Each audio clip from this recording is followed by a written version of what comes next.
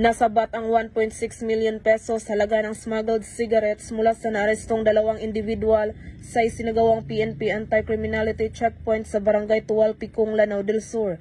Nito lamang ika-9 ng Disyembre taong kasalukuyan.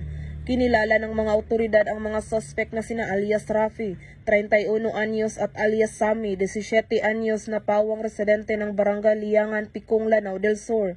Ayon sa Picong MPS, habang isinasagawa ang naturang checkpoint operation nang mapansin ng mga otoridad ang sigarilyo sa likod ng isang sasakyan dahilan ng agarang pagpahinto dito.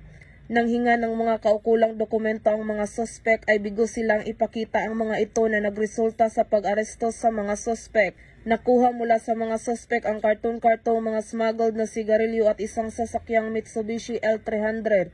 Ang mga nakumpiskang sigarilyo at sasakyan ay kasalukuyang nasa kustudiya ng Picong MPS para sa dokumentasyon at pagsasampa ng kaukulang kaso, habang ang smuggled cigarettes ay isusumiti sa Bureau of Customs para sa tamang disposisyon.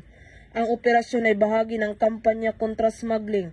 Hinimok ng kapulisan ang publiko na makipagtulungan sa pagbibigay ng impormasyon at tiniyak na magpapatuloy ang operasyon para sa ligtas at maayos na kalakalan sa Bangsamoro. Mula rito sa Rio ng Bangsamoro, ako ang inyong Police News Network Correspondent, Patrolwoman Maricris Algabre, alagad ng batas, tagataguyod ng balitang pulis.